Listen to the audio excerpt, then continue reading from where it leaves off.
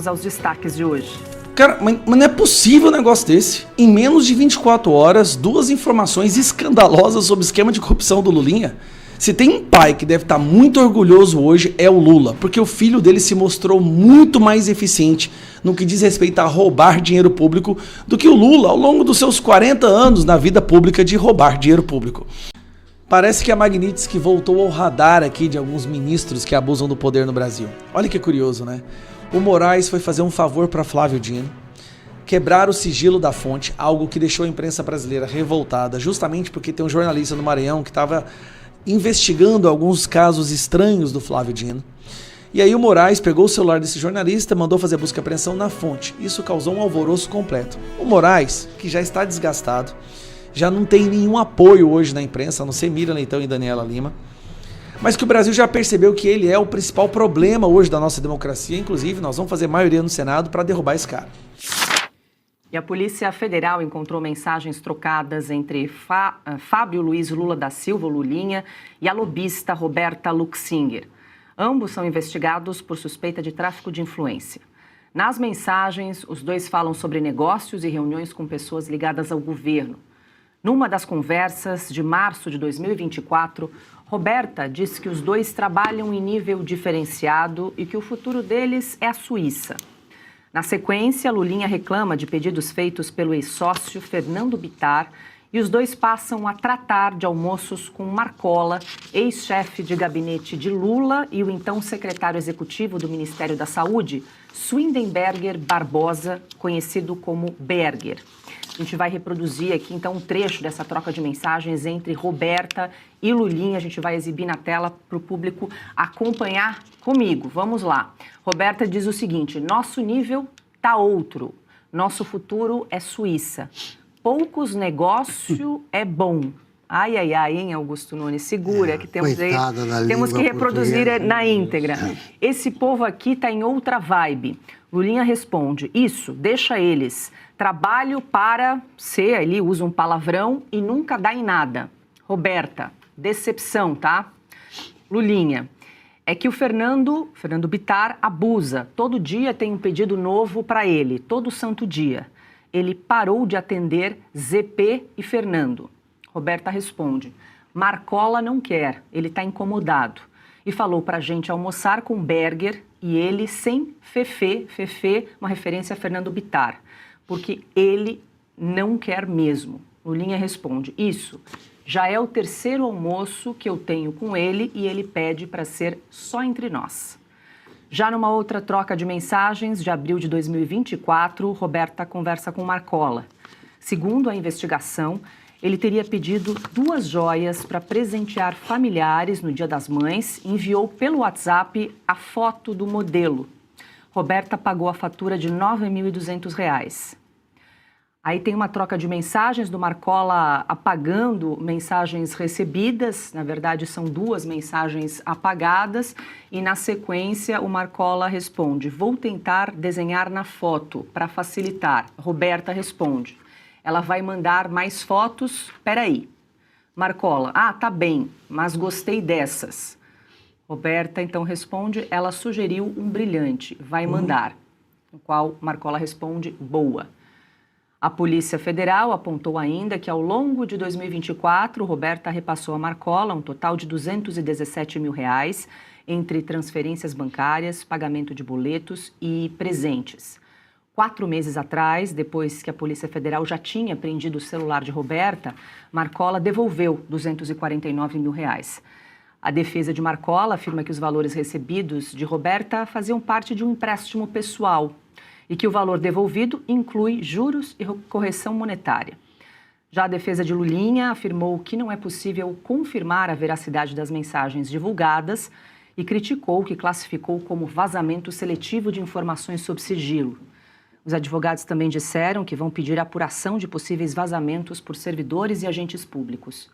O advogado de Roberta Luxinger informou que não vai comentar o conteúdo das mensagens por causa do sigilo do inquérito.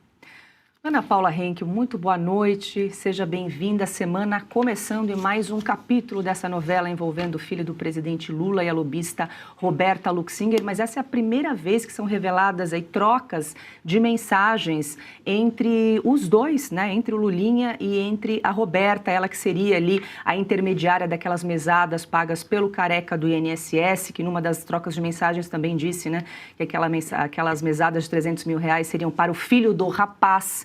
Tudo isso segue na linha de investigação da Polícia Federal e agora essa troca de mensagens bem peculiar com os dois sonhando com uma vida na Suíça. Boa noite. Paula, para completar o álbum de figurinhas, né, fotografia estilo Ciro Nogueira e Daniel Vorcaro. Boa noite, Paula. Boa noite, Piotto. Querido Segré, bem-vindo. Boa noite, querido mestre Augusto e nossa audiência. Paula, acho que está tudo aí, tudo é autoexplicativo. Agora, seria trágico se não fosse cômico, né? Ao contrário, se o chefe de gabinete do Lula e chefe de campanha, agora um pouco no limbo, se o nome ser Marcola, né? Dos nomes, que não é um nome comum, não é um Silva, não é um Rodrigues, né? É o Marcola e sabemos muito bem o que o nome Marcola representa no cenário de crimes no Brasil. Mas isso é apenas uma coincidência. Mas a gente podia até falar, nossa, como é estranho falar, né? O chefe de gabinete do Lula, Marcola, mas não tem nada de estranho, não. Parece que é aquilo que eu sempre brinco aqui, que lá, a gente fala lá em Minas, boi preto conhece boi preto. Mas, Paula, é absurdo que o contexto dessas mensagens, né? Como eu disse, o contexto é autoexplicativo. Está tudo aí. A gente merece a Suíça, fotos de brilhantes, de joias caríssimas. Agora, tudo isso demonstra, na ponta de tudo isso está a absoluta certeza de impunidade.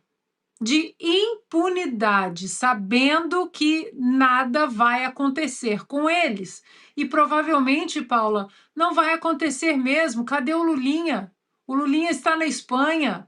Essa moça, de acordo com a Luxinger, de acordo com as prerrogativas e as jurisprudências do Supremo Tribunal Federal, prende primeiro, porque foi assim durante anos com a direita no Brasil. Prende primeiro, confisca todos os telefones, confisca os tablets, confisca tudo, mas prende.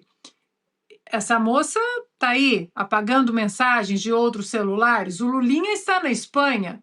O Marcola, que era o braço direito do atual presidente da República no Brasil, também continua aí. O que foi dito ao Marcola? Quais foram as informações privilegiadas passadas do gabinete do atual presidente da República do Brasil para o Marcola? O que foi feito para proteger o filho do atual presidente da República do Brasil? Por que Lulinha não está no Brasil prestando contas, como inclusive o próprio Lula disse que ele faria?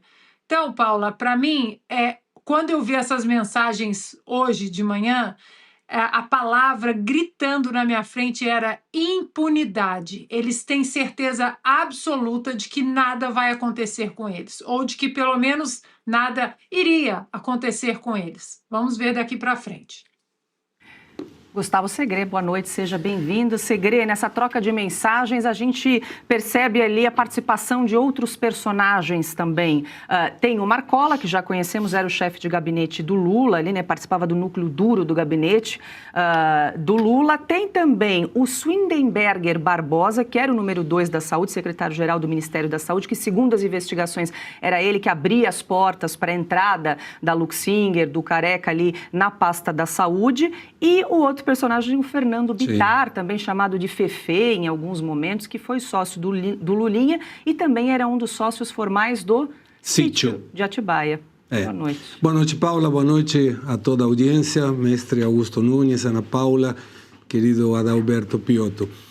Primeiro, eu acho que você foi um pouco mal intencionado a dizer que o futuro deles, Roberta e Lulinha, estava na Suíça.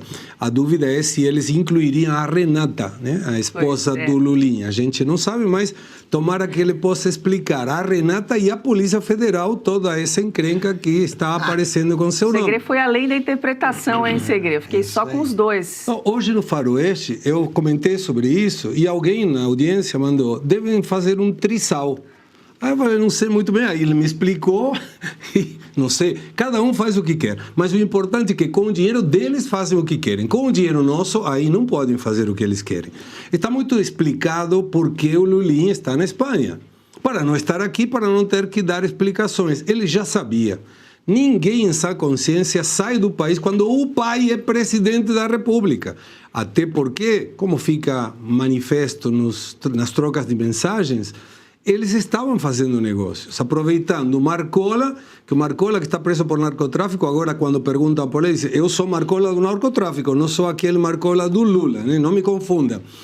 E aí o Berger, que também era uma peça-chave, que hoje está ocupando um cargo de chefe do gabinete da secretaria adjunta do gabinete de não sei o quê. É um cartão, não entra no cartão a quantidade de títulos que ele tem, pelo menos até hoje. A gente não sabe se amanhã, quando essas coisas compliquem mais o nome dele, vai ser ejetado como foi o Marcola do Lula, que estava como chefe de gabinete, era parecido ao que seria na época o ajudante de ordens, o Mauro Cid, para o Bolsonaro. Ou seja, se a pessoa de confiança do Bolsonaro foi tão importante para a investigação errada que fez o STF, por que não chamam a Marcola para dar explicações?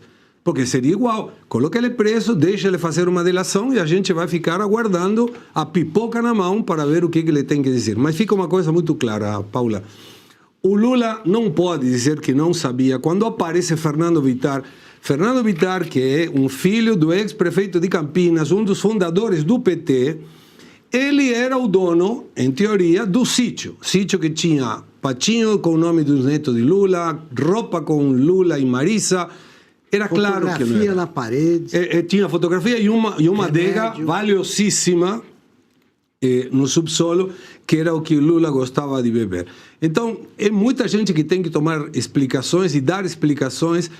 A dúvida é por que a Polícia Federal só divulga, mas não atua. E, bom, o André Mendonça, eu interpreto que está fazendo com muito cuidado para não correr o risco de que alguém no STF diga isso pode ser anulado.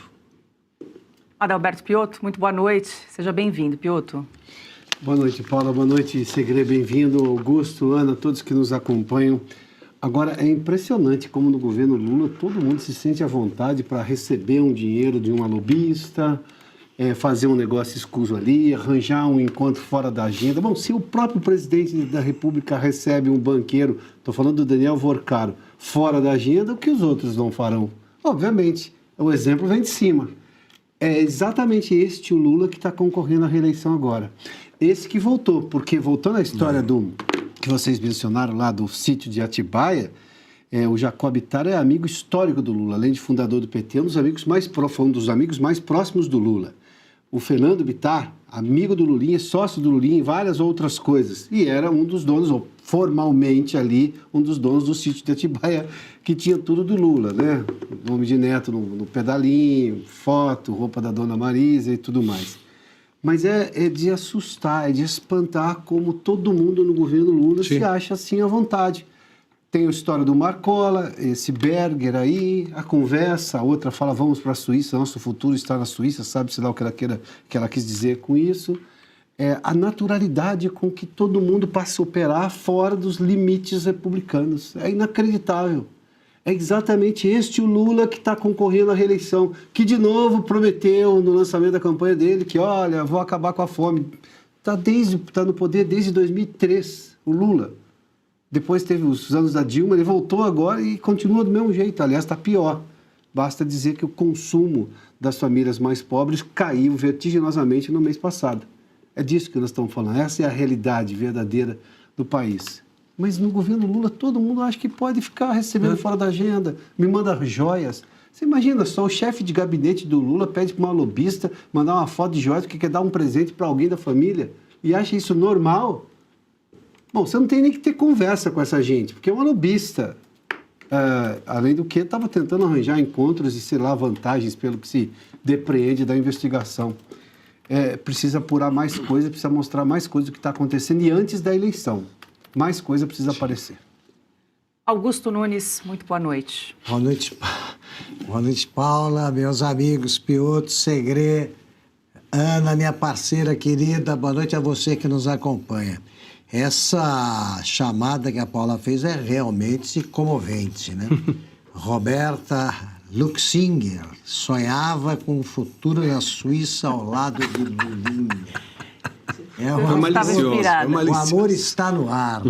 Eu, toda vez que leio a palavra amiga nessa turma, eu digo, olha, no meu tempo, lá na minha mocidade em Itaquaritinga, falta um DA aí, né? É amigada, mano. É assim que se chama.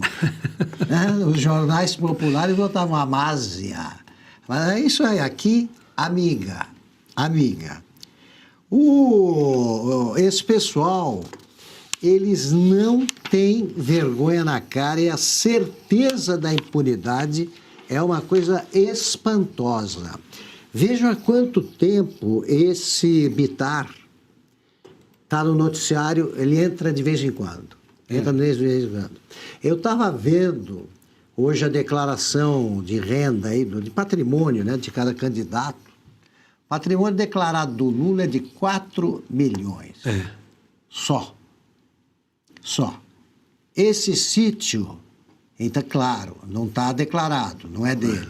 Então, eu acho que o pessoal que faz o formulário do imposto de renda precisa colocar mais um item para que ele seja realmente informação.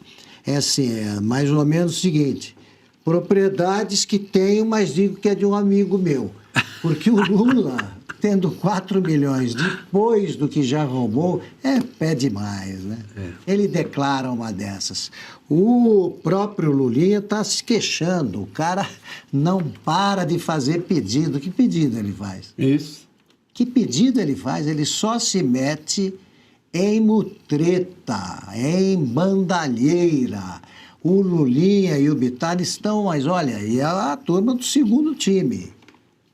Então é o seguinte, né? Essa turma não pode continuar onde está, porque eles estão em casa, no local do crime. Você tem que fazer uma declaração de imposto de renda paralelo, né? O que é deles, o que é do amigo deles, né? O que é as joias mas também. É do amigo meu. Do amigo. Deixa eu só pedir, Segre, acho que você quer complementar, né? Pra gente exibir mais uma vez essa troca de mensagens, quando a Roberta manda foto da sugestão da joia, que acho que é para um presente do Dia das Mães, ali, um brilhante, né? Assim, muito simples. E só, Paulo, desculpe, para completar, não há uma menção ao que eles fazem, nenhum trabalho, nenhum negócio, nada. São amigos do coração. É só sacanagem. Só.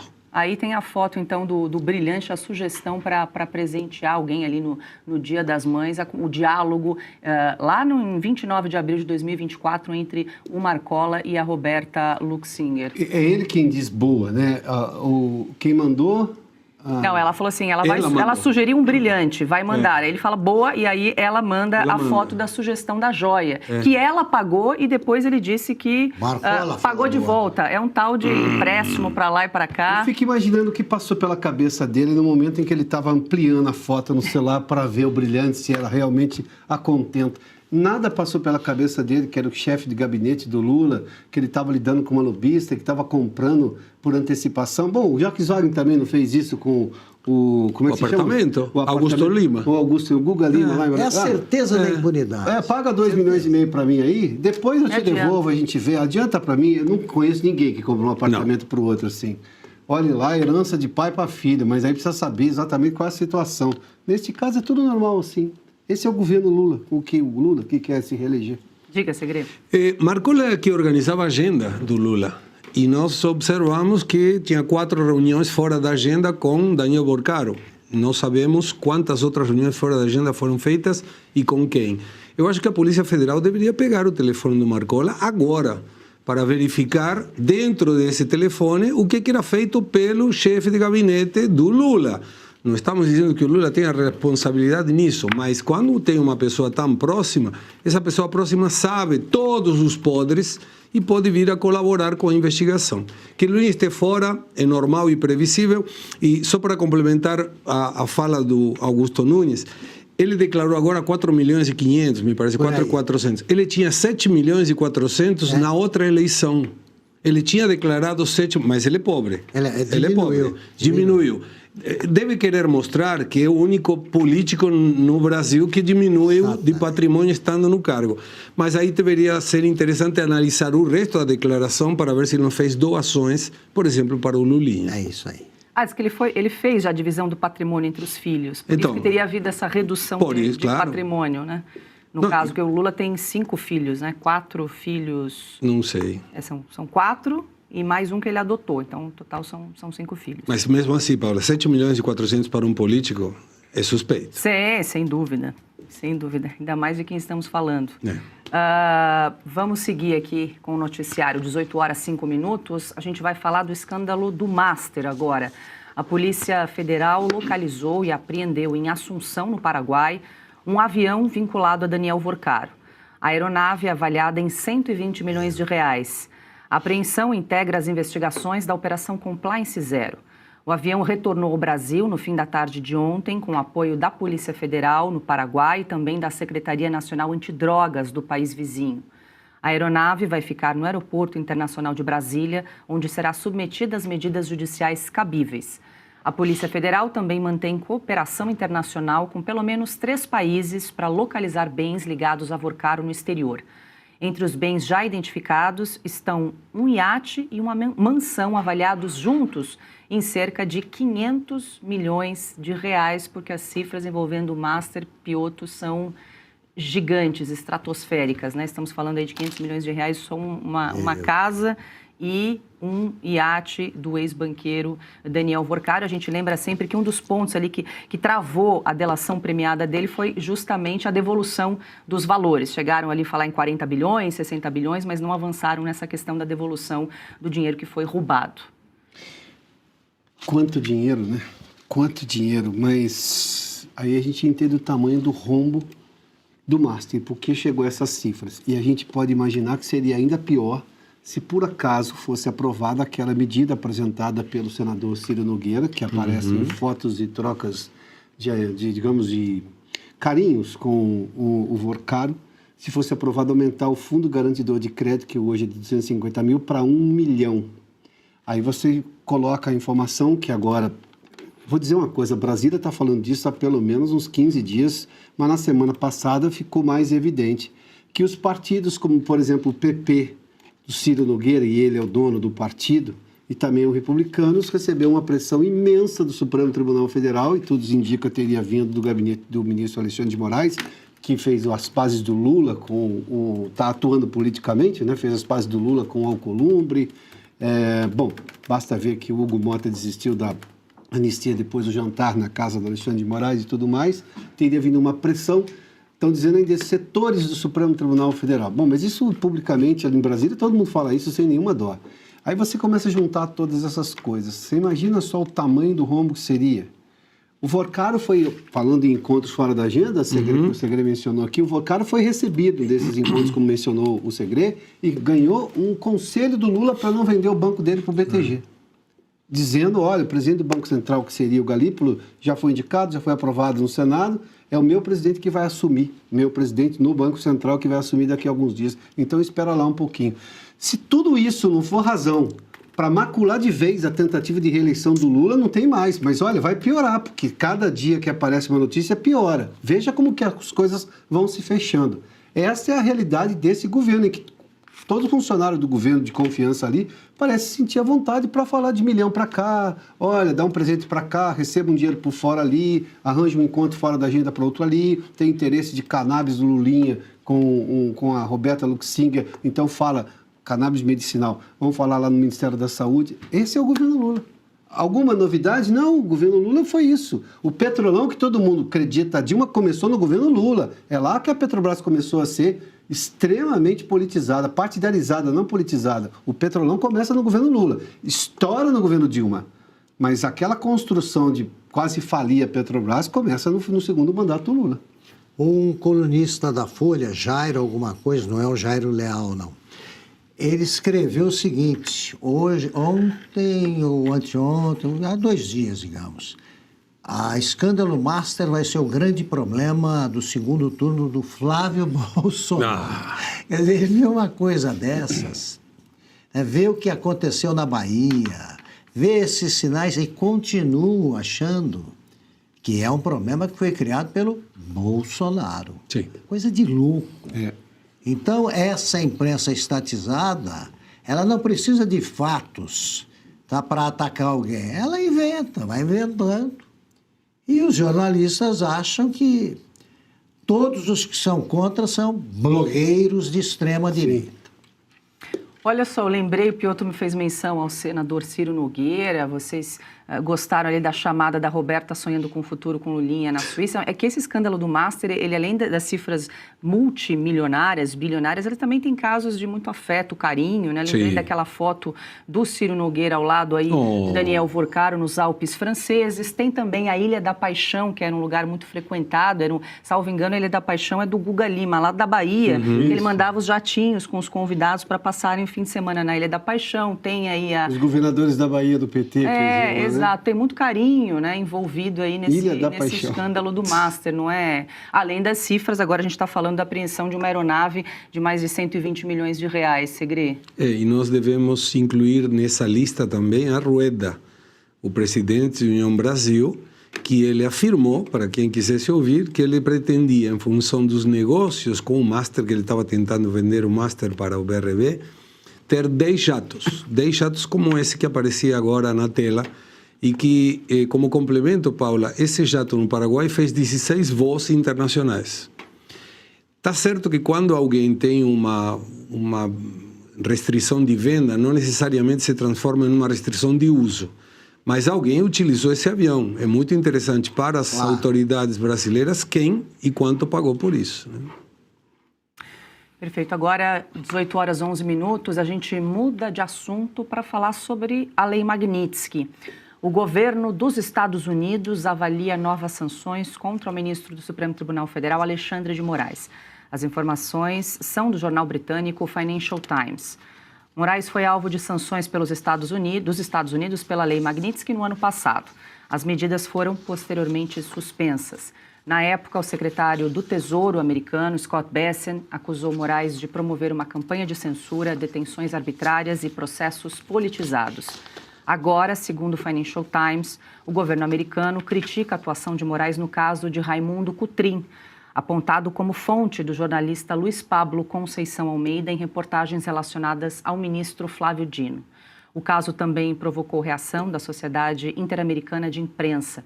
A entidade classificou a situação como uma grave ameaça ao exercício do jornalismo e afirmou que o episódio cria um precedente perigoso. A possibilidade de novas sanções surge em meio ao desgaste nas relações entre o Brasil e os Estados Unidos. No mês passado, o governo Lula impediu a entrada de 2 enviados do governo Trump no país, sob a justificativa de risco de interferência nas eleições brasileiras.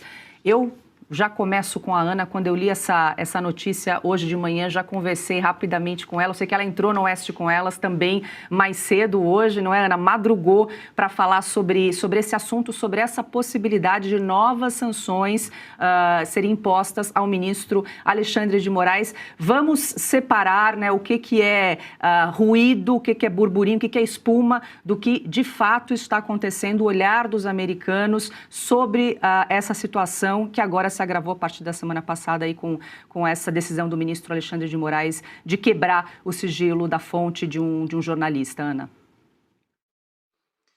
Bom, Paula, é exatamente por aí, por onde você tocou. Vamos separar o que é de fato possível sobre o que é espuma, sobre o que é barulho de redes sociais, até porque a gente tem visto muita coisa que não faz sentido, até que as forças Delta estariam no Brasil, que o Lula seria preso. Não tem nada disso, Paula, nada disso. Sobre essa matéria do Financial Times, importante até dizer que o Financial Times não é nem considerado um veículo alinhado a Donald Trump ou à direita mundial. É um veículo centro-esquerda, na maioria das vezes, né? Faz algumas matérias centro-direita, mas não é um veículo alinhado ao trumpismo, vamos colocar dessa maneira. Uma coisa é o que eles dizem ali sobre possíveis sanções ao ministro Alexandre de Moraes. A gente sabe que a liberdade de imprensa aqui nos Estados Unidos ela é levada de maneira séria, principalmente por causa da primeira emenda à Constituição, né? A liberdade de imprensa, a liberdade de expressão, a liberdade de peticionar, inclusive, governantes. O que não fica muito claro, Paula, é se nós estamos falando da volta da Magnitsky, porque até hoje ninguém sabe por que a Magnitsky foi revogada, por que a Magnitsky caiu, ninguém sabe o que aconteceu na reunião entre Donald Trump e Lula. Ninguém sabe se Lula prometeu alguma coisa e não entregou. Esse foi um assunto tratado a 7 chaves e que está enterrado a 7 chaves. A gente não consegue acesso ao que poderia ter acontecido. O que a gente sabe daquela época e de agora também é que o secretário de Tesouro, o Scott Bessent, ele sempre foi contra a aplicação da Magnitsky. Ele sempre foi a favor de outras sanções, mas não da Magnitsky, porque se trata de uma operação e de uma sanção monumental em relação a um aparato financeiro que mexe também com instituições financeiras americanas no mundo. Então, ele era contra a Magnitsky no passado, foi convencido de que seria aplicado e depois a Magnitsky foi revogada e agora o que a gente sabe é que ele continua sendo contra. No momento, a gente não sabe se ele foi convencido de que seria interessante a Magnitsky voltar ou não. É preciso salientar essa palavra sanções, Paula, porque a gente não pode pensar em sanções e quando fala sanções a gente logo pensa na Magnitsky. Mas os americanos, eles têm um livro de sanções, não precisa ser só a Magnitsky, mas eles têm um livro de outras sanções que podem ser aplicadas ao ministro Alexandre de Moraes e pelo que eu pude conversar por aqui, Paula, outras autoridades também estão sendo, digamos, apreciadas para possíveis sanções. Quais são essas sanções? A gente ainda não sabe. 2 pontos importantes para finalizar aqui esse meu comentário. O primeiro, a cabeça do presidente Donald Trump. A gente não sabe realmente o que acontece quando ele decide. O que a gente consegue conversar com algumas fontes, Paula, é que às vezes algumas reuniões estão pré-definidas e quando chega no dia seguinte ou na semana seguinte, o presidente Donald Trump decide uma coisa um pouco diferente, totalmente diferente daquela pré-estabelecida em reuniões passadas. Então, a gente realmente não sabe o que o Donald Trump pode decidir. Outra coisa também é que nós sabemos também por fontes em Washington que os irmãos Batista, Joesley principalmente, eles têm entrada na Casa Branca hoje. E isso é uma preocupação para nós brasileiros que queremos justiça e ver essas sanções serem aplicadas ao ministro Alexandre de Moraes e a outras autoridades no Brasil que têm abusado da nossa Constituição, porque a gente sabe muito bem que os irmãos JBS eles trabalham para o governo Lula. Então, isso é uma preocupação. Fato é, Paula, que a gente vai ficar especulando, a gente não pode também depositar as nossas esperanças no conserto do Brasil numa possível volta da Magnitsky. Seria bom? Seria ótimo. Mas a gente tem que colocar as nossas engrenagens rodando de uma maneira que nós possamos consertar os nossos problemas no Brasil, e isso começa a partir de outubro. Pois é, Sigrid, a gente tem que separar a torcida do Claro, fato. Estamos claro. falando aí de novas sanções. A gente não sabe exatamente do que se trata. A gente lembrou aqui, inclusive, que Alexandre de Moraes segue com o visto cancelado. Ele não pode entrar nos Estados Unidos. Ele e outros ministros seguem com esse visto cancelado. Agora, outras sanções podem ocorrer, principalmente depois do que aconteceu na semana passada com a quebra do sigilo da fonte. É importante a gente ter essa perspectiva, que isso saiu no Financial Times, da repercussão internacional de algo tão grave, né, como esse que aconteceu na semana passada. Mas é que, Paula, eu acho que somente a ideologia de esquerda, simpatizantes, militantes, desconsideram a importância para o jornalismo da fonte. E é um direito constitucional, não estamos falando de uma lei qualquer, é um direito constitucional a proteção da fonte, que é a que habilita, através de uma informação, que um jornalista se preocupe, investigue e denuncie, se for o caso. Então, me parece prudente que a questão internacional participe dessa situação, manifeste a sua oposição. E em relação a Magnitsky, eu lembro que não deu tanto resultado prático quando foi aplicado. Lembro que aqui no Sem Filtro fizeram uma entrevista com um advogado dos Estados Unidos e eu, quando ouvia ele, falava, daqui a uma semana está explodindo a conta do Alexandre de Moraes. E não aconteceu. Eu imagino que de bobo ele não tem nada, então muito provavelmente não tem dinheiro nos Estados Unidos e deve ter algum lugar que não tenha nenhum acordo junto com o Brasil. Mas me parece que uma sanção poderia ser interessante como para habilitar essa esperança de que mesmo tendo coisa errada, tem alguém que se preocupa para manifestar a sua oposição através do que a lei desse país, nesse caso, permita, já que os senadores aqui ou estão com medo, ou não podem, ou não querem, ou não sei, mas daqui não podemos esperar absolutamente nada, pelo menos até a troca nas eleições futuras. Piotr, não ficou uma sensação de que essa Magnitsky ficou meio banalizada? Porque eles aplicaram, 4 meses depois retiraram, e de efeitos práticos, a gente não teve conhecimento de que o Moraes não conseguiu movimentar as contas, ficou sem pagar os boletos, a dívida dele dificultou. Não foi isso que nós tivemos de informação nesses 4 meses em que ele ficou ali, digamos, sancionado pela lei Magnitsky. Nós conversamos, inclusive, com esse advogado, ele disse que era muito difícil reverter, inclusive, a situação do nome dele. Em 4 meses ele saiu da lista. Então, tem coisas que só acontecem no Brasil. A Magnitsky, naquele momento, foi tropicalizada. E isso é uma expressão que a indústria automotiva usa para usar mais reforço na suspensão dos carros, porque o asfalto no Brasil, historicamente, é muito inferior ao que se vê, por exemplo, dos modelos que são projetados para as ruas europeias e nos Estados Unidos. Mas eu vou fazer uma menção. Você está coberta de razão. A Magnitsky não foi aplicada tal como deveria acontecer aqui no Brasil e por 2 motivos. Primeiramente, houve sim esse lobby e muito forte na Casa Branca, a Ana mencionou. Os Batista têm sim acesso à Casa Branca e via advogados, os advogados inclusive que eles de alguma forma compartilham lá nos Estados Unidos, advogados que são próximos ao presidente Donald Trump e que obviamente têm acesso aos empresários da JBS. Sem contar também os banqueiros. Aí eu estou falando do BTG, dizendo assim, olha, no Brasil a coisa é um pouco diferente. E por que era diferente naquele momento? Até então, você tinha quase que esse grupo todo social que dava suporte para o Supremo Tribunal Federal, porque era uma perseguição até aquele momento, o que já é um ultrajante, já é ilegal, já é abusivo, já é inconstitucional, já é tudo isso, mas até aquele momento, parte da imprensa, inclusive, fazia, não, tudo bem, é uma perseguição à família Bolsonaro, ao ex-presidente Bolsonaro, ou a ex-assessores do Bolsonaro no governo. Não surtiu efeito naquele momento. Hoje, se essa Magnitsky fosse novamente aplicada, você talvez não tivesse essa proteção que o Supremo hoje está incomodando esses mesmos setores da Faria Lima, esses mesmos setores de empresários e também a imprensa. Essa imprensa que finalmente acordou diante do abuso, porque o abuso agora chegou, digamos, na porta dela. Enquanto estava na porta dos outros, bom, tem esse aspecto.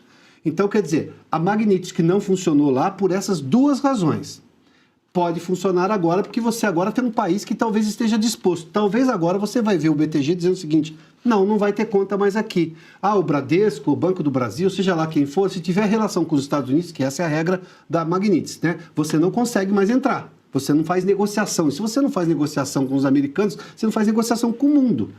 Basta ver, obviamente, todo o sistema de comércio do mundo. Esses bancos atuam nisso daí. Você imagina travar um pagamento para o agronegócio brasileiro porque o banco daqui não pode receber, porque esse banco em algum momento pode ser acusado de participação em favorecimento ao Alexandre de Moraes, que estaria sancionado?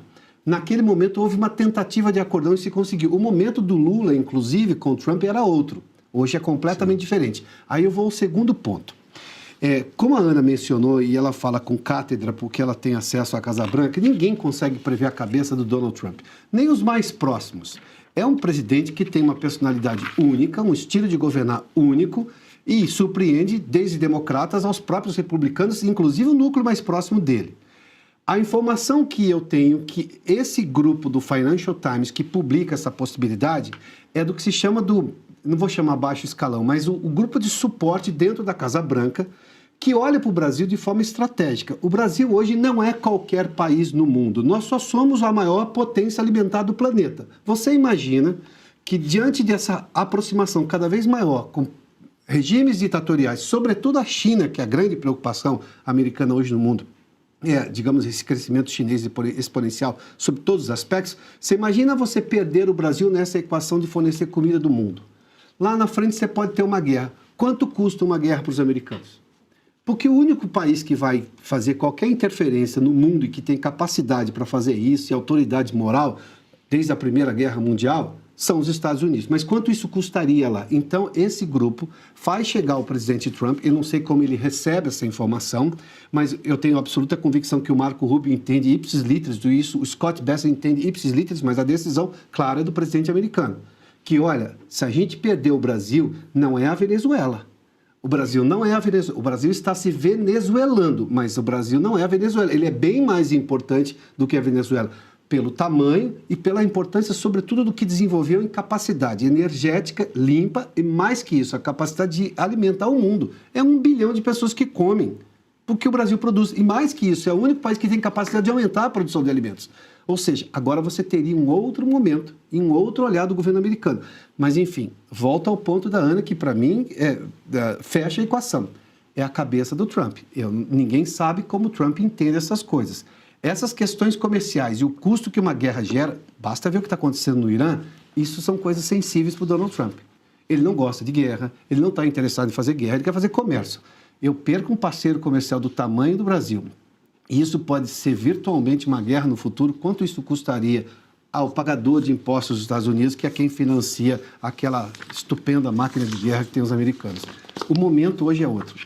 Lá na Casa Branca, nas relações do Lula com o Trump e também do mundo econômico aqui no Brasil. Talvez uma Magnífica agora tivesse, digamos, outro apelo.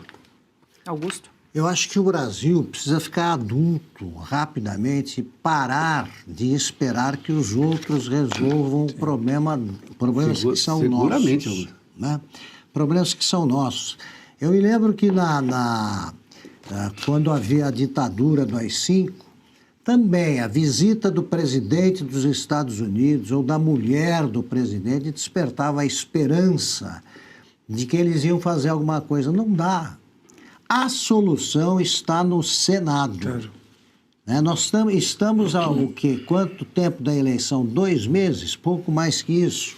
Eu não vejo ainda, é isso que me preocupa, eu não vejo um movimento dos próprios senadores da oposição, dos candidatos dispostos a enquadrar o Supremo. Eu não ouço esse discurso dos caras, olha, vamos acabar com esse abuso. Nós vamos decretar o impeachment, vamos aprovar o impeachment de ministros que fazem isso. Eu não vejo isso e é isso que me preocupa. Também não ouço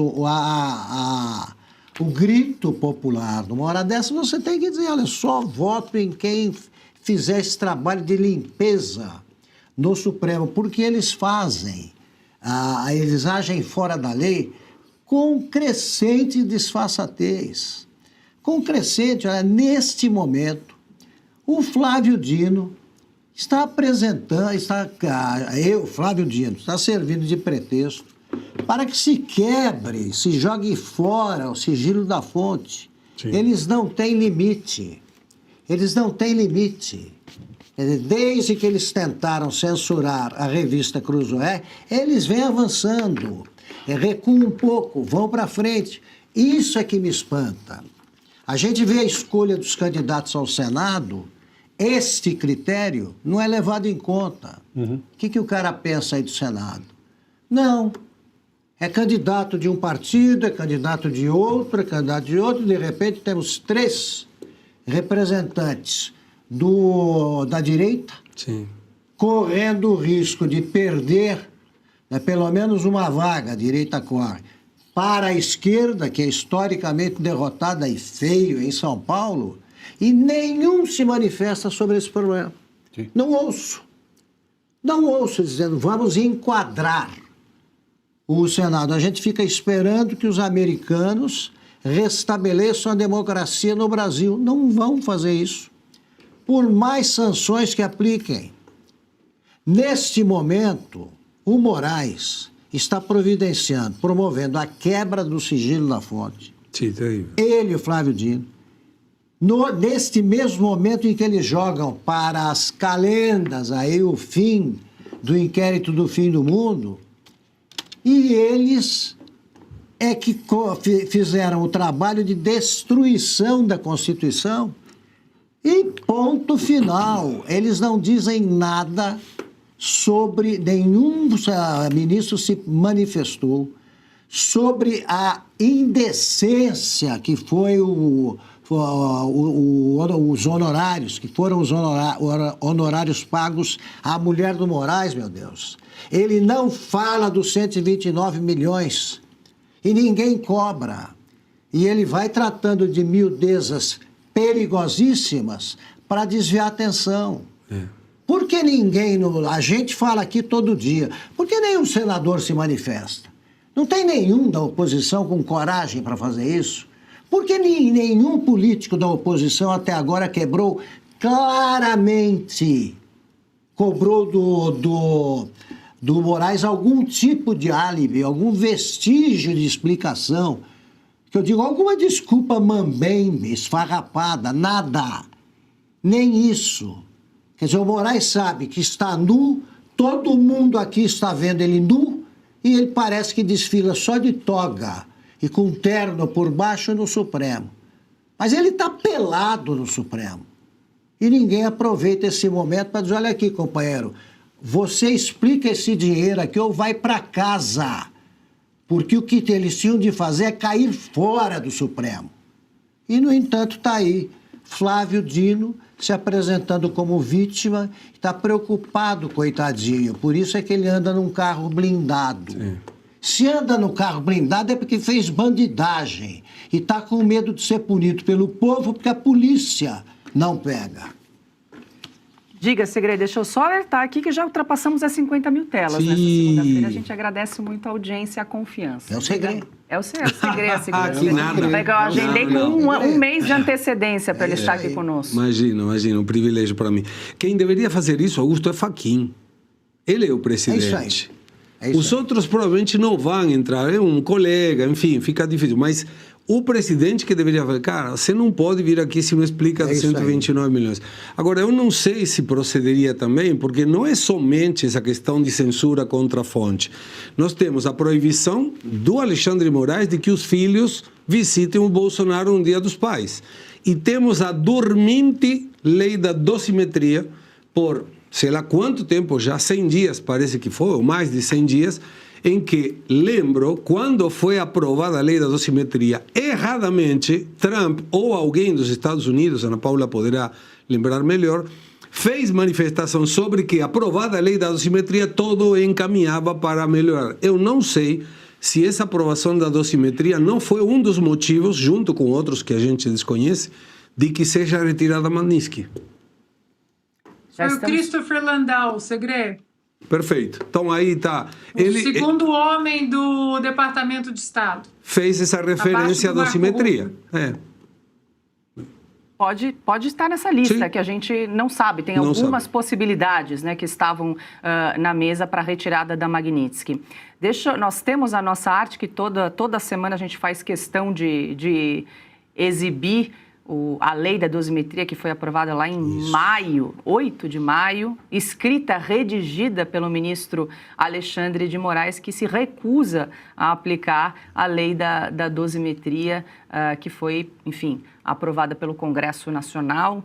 A gente está chegando quase nos 100 dias mesmo, já ultrapassamos mais de 3 meses com tudo paralisado.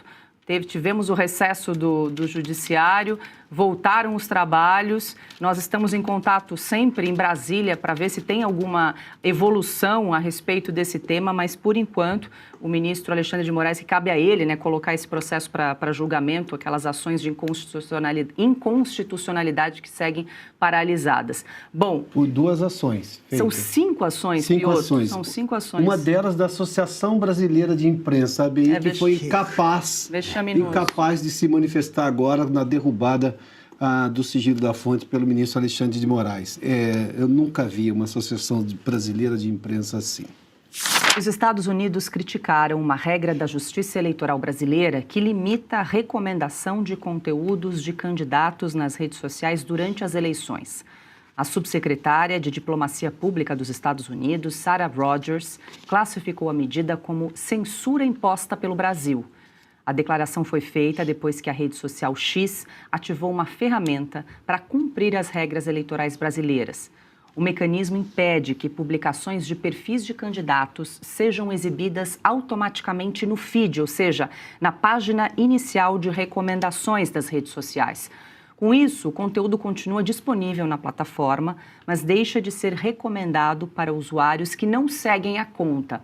A medida atende a uma resolução do Tribunal Superior Eleitoral aprovada em 2024. A regra busca impedir o impulsionamento ou a recomendação automática de conteúdo político-eleitoral fora das condições estabelecidas pela Justiça Eleitoral. Ao comentar a mudança, Sarah Rogers afirmou que a decisão do X dá transparência sobre o funcionamento do algoritmo, mas, segundo ela, também evidencia o que classificou como censura imposta pelo Brasil. Ana, eu quero ouvi-la sobre essa decisão que é lá de 2024, mas passa a ser aplicada então a partir dessas eleições, essa ferramenta que a própria Rede X está implementando, né, de não sugerir novos conteúdos, novos perfis para pessoas que não estão seguindo determinada conta, determinado perfil. E a gente lembra que o TSE criou essa regra por resolução, não foi uma lei aprovada no Congresso Nacional, discutida entre os parlamentares. Foi o próprio TSE que sentou e determinou a partir de agora, olha, a partir das próximas eleições, né, vai ser dessa forma. Dá para dizer que é censura, ou pelo menos é uma concorrência desleal entre determinados candidatos, Ana, nas redes? Paula, censura ou não, há um roubo da prerrogativa do nosso Congresso, como você acabou de dizer, né? Explicar o TSE para os americanos é praticamente impossível. Eles tentaram criar um TSE que, logo depois da vitória de Joe Biden, os democratas conseguiram também a Casa e o Senado, e eles tentaram passar a toque de caixa uma resolução chamada HR1, que criaria um TSE americano, ou seja, as eleições americanas ficariam sob o guarda-chuva de um tribunal federal. Claro que essa ideia estapafúrdia foi derrotada por muito, inclusive democratas dizendo, não, onde fica o federalismo, né? Agora, o que é impressionante, Paula, é que essa ferramenta de não recomendação, ou recomendação, né? Vamos por partes. A ferramenta de recomendação, o algoritmo, você hoje tem a liberdade de, quando o algoritmo te recomenda alguma coisa, você tem a liberdade de clicar ali nos pontinhos do lado direito e dizer, não quero, não estou interessado. E o algoritmo vai te oferecer outra coisa e você diz, não estou interessado, até que o algoritmo passe a entender o que de fato você está visitando. Ou seja, é a liberdade de escolha. A liberdade de escolha, mas não, nós temos o Estado babá. para variar o estado babá. O que você vai fazer com o seu dinheiro, o que você vai fazer com o seu tempo, o que você vai fazer com o seu discurso, com o seu debate, o que o algoritmo vai te oferecer. O algoritmo não pode te oferecer. Deixa o algoritmo me oferecer e por favor, me dê a liberdade de falar não quero ver isso. Então, Paula, é uma recomendação, é uma medida autoritária do TSE, porque essa ferramenta já está lá no X, principalmente no X. E aí a gente fica agora com o que a Suprema Corte, ficamos no Brasil, com o que a Suprema Corte aqui nos Estados Unidos derrubou recentemente, o ano passado. Ou seja, agências que eram criadas, tribunais que eram criados para bypassar, vou fazer uma tradução livre aqui para o português, o Piotr depois me ajuda, para bypassar o Congresso, porque às vezes o Congresso americano não legislava de acordo com certos interesses políticos, então as agências, principalmente as ambientais, por exemplo, criavam leis sem passar pelo Congresso. O que a Suprema Corte fez? Isso foi muito comum nos anos 80, nos anos 90. E aí os monstros foram sendo criados, né? Já tem as agências, então para que discutir com o Congresso? Deixa o Congresso para lá, nós criamos as nossas leis. A Suprema Corte americana recentemente disse: acabou, não pode. Essas agências e esses tribunais, cortes, entre aspas, que são adjacentes ali a essas agências, não podem legislar. E isso é exatamente o que o Tribunal Superior Eleitoral está fazendo, legislando, ou seja, o puxadinho do STF, que adora legislar, agora no Tribunal Superior Eleitoral. Bom, Piotr, bypassar já descobriu aí um termo para a gente... Contornar ou burlar, depende da maldade do uso no momento, mas é exatamente esse o significado que a Ana passou, é o significado que tem aqui também. Perfeito. Agora, só para a gente tentar explicar um pouquinho melhor para a nossa audiência, primeiro que essa restrição é só na rede X, para perfis de políticos, e a Justiça Eleitoral, então, excluiu aquela aba para você, que são recomendações. Então, só para tentar fazer um exemplo aqui, vamos ver se eu estou entendendo direitinho, se a nossa audiência vai acompanhar essa restrição. Vamos supor, por hipótese, que a Ana Paula Henkel é candidata ao Senado Federal. É uma hipótese. Tá? E eu sou seguidora dela, então eu acompanho as ideias, as propostas, aquilo que ela defende, enfim. E o Piotr não é seguidor da Ana, então o Piotr agora vai ter menos chance de ter alcance do conteúdo da candidata Ana Paula, a não ser que eu republique esse conteúdo, você me siga e aí você consegue ter acesso. Então vai restringir o alcance de conteúdos, por exemplo, de um candidato, é isso? E qual é a lógica, por exemplo, de uma campanha eleitoral? Pega o horário político gratuito, o escambau, né? A gente paga por aquilo, né? Aquilo custa dinheiro para o contribuinte. Você exibe em rede nacional, no horário nobre, no horário da noite na televisão e de manhã no rádio, né? Só para pegar os dois horários nobres. Todo mundo assiste, basta ligar a televisão. A internet é só o meio do momento. Quando você restringe, você está tirando o alcance. É normal que a rede social vai lá e fala, esse aqui tem algum interesse nesse assunto e chega para você também. Claro que isso é uma tentativa de burlar, obviamente, e sobretudo contornar o maior sucesso da direita, por exemplo, nas redes sociais. O PT leva pau, para usar uma expressão que eles usam com muita frequência na rede social. Na rede social não consegue ter, né? Basta ver que a gente citava tempos atrás daquela live que o Lula fazia, lembra? Que ele fazia lá, acho que com o ex-repórter da Globo, que não dava audiência. O Shoa, Marco Shoa. Exatamente. Falecida live. Não dava audiência de jeito nenhum, né?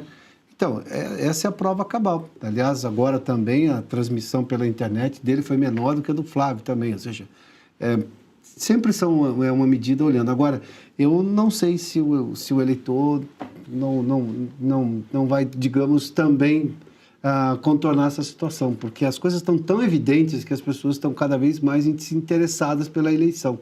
Essas decisões aumentam o interesse pela eleição. Eles estão achando que vai ser o contrário, não sei não, né? Saiu uma pesquisa no mês passado da Genial Quest falando sobre o comportamento de mídia dos eleitores. Os eleitores de Lula se informam mais por TV e rádio, 51%. Sim. Já os eleitores, 21% eleitores de Flávio utilizam mais redes sociais e internet. Certo. Então, há uma diferença também entre os eleitores, né, e diferentes candidatos. Ana?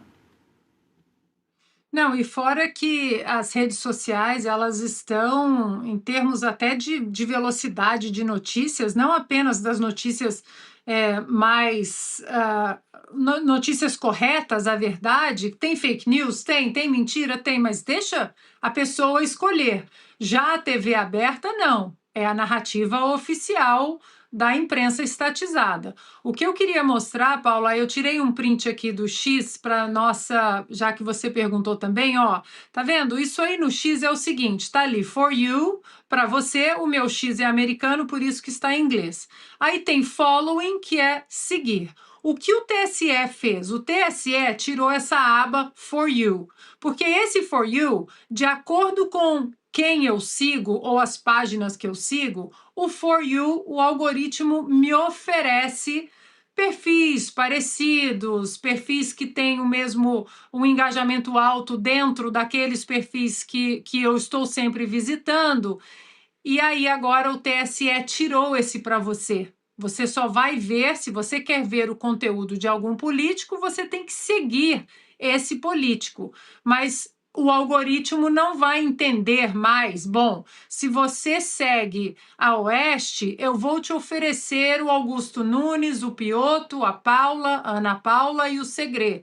Você não vai ver isso. Se você não seguir a gente, você não vai ter essa opção de entender o contexto maior da Revista Oeste. Ou seja, é o Estado babá dizendo que eles vão escolher o que pode ser oferecido para você ou não. Então, essa aba para você não vai existir, porque o TSE bateu o pé e não quer. Será que isso é jabuticaba? É só no Brasil, essa restrição? Até onde eu sei, sim. Com certeza. Só no Brasil. Com certeza. E só para o X, porque se você vê, por exemplo, tem empresa Meta, que tem o Facebook e o Instagram, eles cobram por tráfego pago. Então, o candidato, o partido, paga para divulgar para pessoas que estejam no quadro, entre 16 anos e 70 anos, e que tenham tendência... E aonde que buscaria? No centro. Pois, Paula, aqueles que votam na esquerda não precisam ver candidato nenhum. O Lula fala, votem nesse, votem naquele, e eles votam. Aqueles que gostam muito da direita e são militantes ferrenhos da direita, vão votar no Flávio Bolsonaro e em todos os candidatos que o Flávio indicar. Mas o que define a eleição são aqueles que não têm definido voto. E, fazendo uma conta simples, a diferença de votos entre Lula e Bolsonaro no 2022 foi 2.139.645. Quanta gente não foi votar? Entre aqueles que não foram votar, 32 milhões. Quanta gente votou nulo? 3.900.000. Quantos brancos? 1.700.000. A esse público é aonde o candidato vai dizer, eu tenho que chegar nesse cara. Mas se ele não me segue, eu vou chegar como? 32 milhões, abstenção. Abstenção. Então, muita gente. É muita gente. Esse é o público que o candidato quer chegar, não aquele que segue ele. Bom, se eu sigo a Ana Paula sendo candidata, eu já sei o que ela pensa, por isso estou seguindo. E aí vem a outra questão, como mencionava Adalberto. Na TV vai ser igual? Pois na TV, então, só coloca a publicidade do candidato que o cara que está assistindo gosta. Não tem lógica nenhuma isso. Não existe lógica de nenhum ponto de vista do que está fazendo o TSE. Cara, mas não é possível um negócio desse. Em menos de 24 horas, 2 informações escandalosas sobre o esquema de corrupção do Lulinha. Se tem um pai que deve estar muito orgulhoso hoje, é o Lula, porque o filho dele se mostrou muito mais eficiente no que diz respeito a roubar dinheiro público do que o Lula ao longo dos seus 40 anos na vida pública de roubar dinheiro público.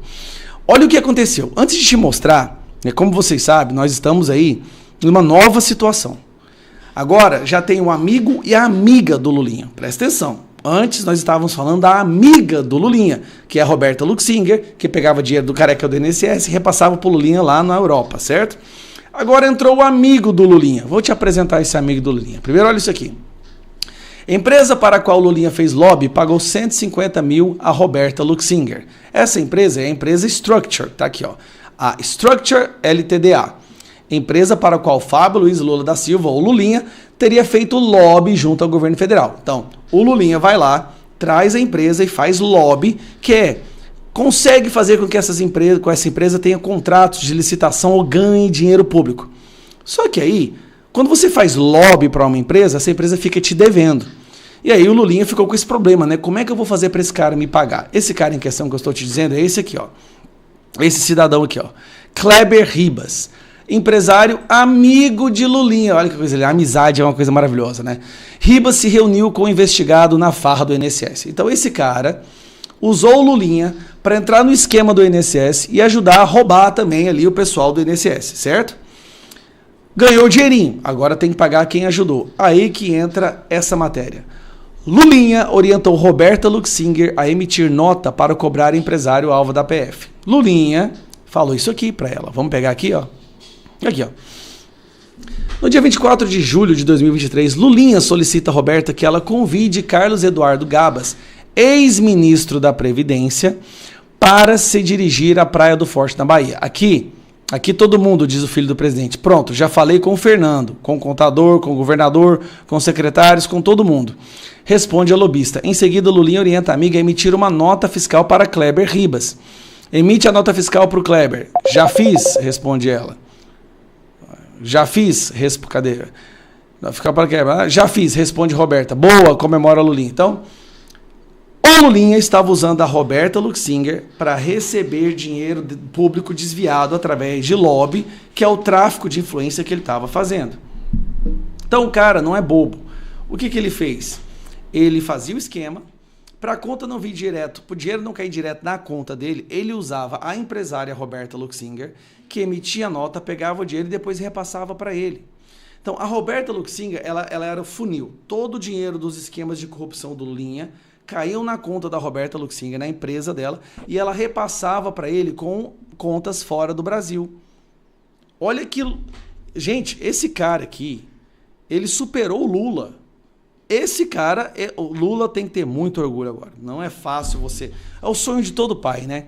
Ver o seu filho te superando naquilo que você considera como sendo as suas habilidades mais acentuadas. Tipo um jogador de futebol, quando ele vê o filho jogando futebol muito melhor que ele, dá um orgulho. Lula deve morrer de orgulho do Lulinha. Deve ser assim, o pai mais orgulhoso do mundo. O Lulinha, ele tem uma eficiência em esquemas de corrupção que é uma coisa impressionante. O problema é, ele não é tão bom em esconder os esquemas dele quanto o Lula. Porque o Lula, e ele sim, o Lula sabe esconder os seus esquemas de corrupção. O engraçado é que até hoje eu não vi uma entrevista do Lulinha. Eu não vi o Lulinha se defender em nem sequer uma entrevista, em um debate. Essa entrevista ao vivo, não escrito. É impressionante como ele não existe. Você só vê fotos do Lulinha. Você nunca viu esse cidadão falando. Fala a verdade, você já viu ele falando? Eu nunca vi. É o cara que mais roubou na história do Brasil, depois do pai dele, e a gente nunca viu ele dando uma entrevista. Esse é esperto. Lula foi querer entrar pra política, tem que falar toda hora. O Lulinha não, ele usa os bastidores, se bem que ele rouba usando o poder do pai.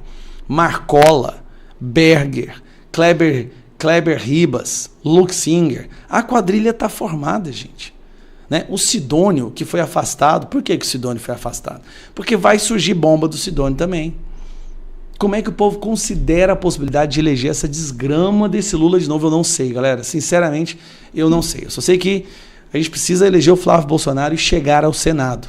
Fazer maioria no Senado para acabar com essas corrupções. Parece que a Magnitsky voltou ao radar aqui de alguns ministros que abusam do poder no Brasil. Olha que curioso, né? O Moraes foi fazer um favor para Flávio Dino, quebrar o sigilo da fonte, algo que deixou a imprensa brasileira revoltada, justamente porque tem um jornalista no Maranhão que estava investigando alguns casos estranhos do Flávio Dino. E aí o Moraes pegou o celular desse jornalista, mandou fazer busca e apreensão na fonte. Isso causou um alvoroço completo. O Moraes, que já está desgastado, já não tem nenhum apoio hoje na imprensa, a não ser Miriam Leitão e Daniela Lima, mas que o Brasil já percebeu que ele é o principal problema hoje da nossa democracia, inclusive nós vamos fazer maioria no Senado para derrubar esse cara. Ele vai e faz essa besteira achando que não ia dar em nada. Surge no radar a possibilidade da Magnitsky por causa disso. Olha que curioso. enquanto ministros da nossa própria Suprema Corte não veem tanto problema assim, você tem um país que tem uma verdadeira democracia falando, opa, esse cara passou de todos os limites, vamos botar uma Magnitsky nele. Os Estados Unidos voltaram a discutir a possibilidade de impor sanções ao ministro do Supremo Tribunal Federal, Alexandre de Moraes, segundo reportagem do jornal britânico Financial Times, publicada neste domingo. A notícia, inclusive, é destaque também no nosso portal de notícias, sbtnews.com.br. De acordo com o jornal, a discussão ganhou um novo impulso no governo Donald Trump, depois que Alexandre de Moraes autorizou buscas relacionadas à investigação sobre o vazamento de informações usadas em reportagens a respeito do ministro Flávio Dino. A operação foi realizada na terça-feira e teve entre os alvos Raimundo Cotrim, ex-secretário de Segurança do Maranhão, apontado pela Polícia Federal como uma das fontes do jornalista independente Luiz Pablo. As reportagens tratavam do uso de veículos do Tribunal de Justiça do Maranhão por familiares de Dino.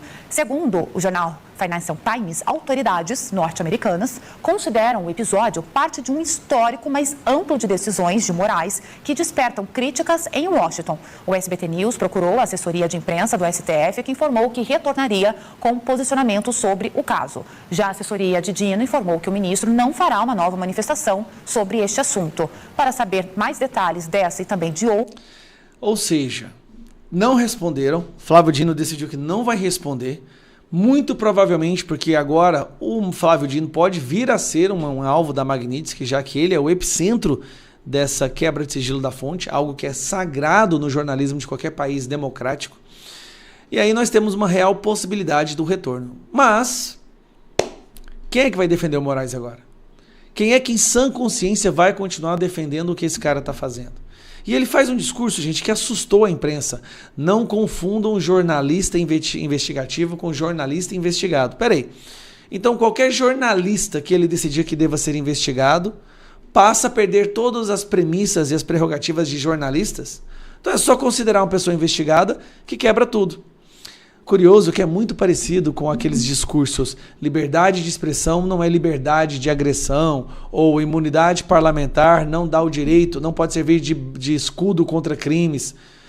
As frases bonitas que, né, a justiça é cega, mas não é tola. São essas frases de efeito que o Moraes adora falar, que lá atrás a imprensa batia palma. Nossa, que cara filósofo, profundo. Agora vocês viraram petiscos do dragão que vocês ajudaram a criar. Nós tentamos avisar. Daniel Silveira tentou avisar. Todos tentaram avisar. Até uma parcela mais sensata e lúcida da imprensa tentou avisar. Mas agora o que nós vemos é a imprensa soltando editoriais todos os dias contra o Alexandre de Moraes, contra o STF, só que agora o dragão está grande demais. Ninguém que se apega a tamanho poder quanto o Moraes se apegou simplesmente entrega eles de mão beijada.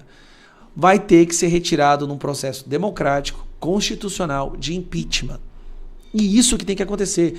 Então, pessoal da imprensa, se vocês não querem ser presos, façam campanha para os candidatos de direita. Aqueles 47 nomes que foram indicados pelo Flávio Bolsonaro e pelo Bolsonaro. O governo Trump voltou a discutir medidas e sanções contra Alexandre de Moraes, e desta vez o fundamento é outro. Segundo o jornal Financial Times, uma fonte disse ao jornal que a reimposição de medidas como a Magnitsky está em análise pelo entorno, pelo governo Trump. Bom, meus caros, o ponto agora é que nós tivemos já a Magnitsky contra o Moraes e o brasileiro não está muito confiante de que isso volte. Mas pode voltar. A gente precisa entender como o Trump funciona, como o governo Trump funciona. Se ele consegue negociar com o país, se ele entende que as coisas estão caminhando bem, ele tira as sanções. Se ele acha que as negociações caminham mal, ele volta com as sanções. E com certeza ele acreditou que tirando a Magnitsky do Moraes, ele iria ter melhores negociações com o governo Lula, e não teve. Com o Moraes, e não teve. A verdade é que o Lula e o Moraes foram para cima de toda a liberdade de imprensa e de expressão, e com o fato agora desse avanço do Moraes sobre a fonte do jornalista Luiz Pablo lá do Maranhão,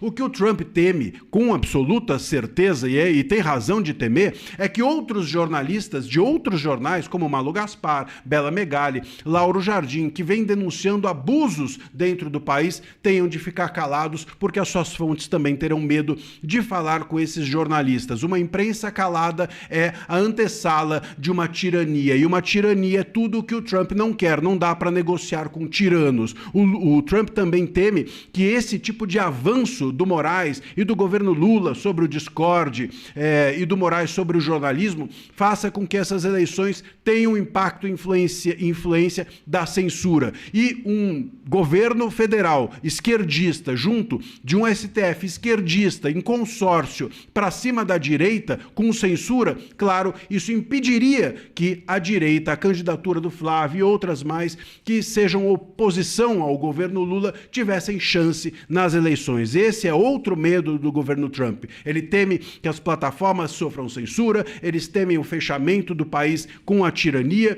e eles temem que as candidaturas de direita não tenham chance por conta da censura. É isso que está no radar e esse tipo de avanço é que pode sim fazer com a Magnitsky volte à baila, volte a ser uma realidade.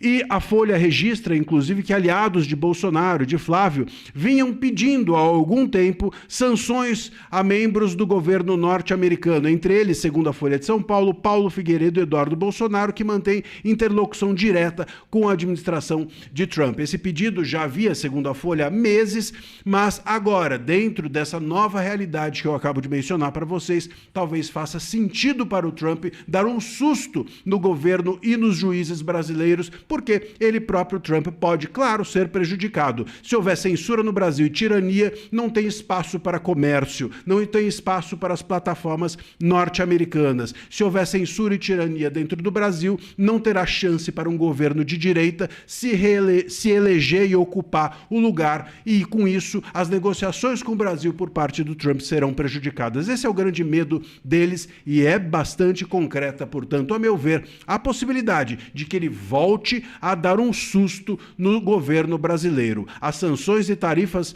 que ele promoveu, o Trump, não fizeram efeito. O Lula está usando isso para ativar o discurso da soberania. Quem sabe, então, a Magnitsky, que isso sim, lá atrás, assustou o Moraes, assustou o Lula, abriu espaço para que eles negociassem, agora pode ser a via adequada para que aqui no Brasil a gente tenha pelo menos um pouquinho de democracia. Quem sabe essa luz não venha de fora. A luz do túnel aqui não há, quem sabe lá fora é de lá que ela vem. A Polícia Federal interceptou uma troca de mensagens estarrecedora entre Fábio Luiz Lula da Silva, o Lulinha, e a lobista Roberta Luxinger, revelando diálogos sobre reuniões secretas fora da agenda com integrantes do alto escalão do governo, pagamentos suspeitos e compras de joias de alto valor.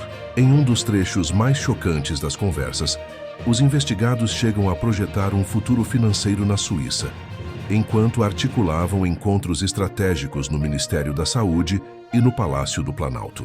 A revelação das mensagens reacendeu o debate sobre tráfico de influência, a postura das autoridades policiais e a falta de explicações oficiais sobre a permanência de investigados no exterior.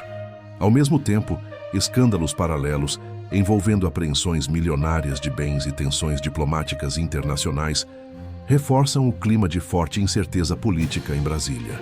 Acompanhe todos os desdobramentos deste e de outros casos de grande impacto nacional, inscrevendo-se em nosso canal. Deixe seu like no vídeo, ative o sininho de notificações para não perder nenhuma atualização e compartilhe sua opinião nos comentários.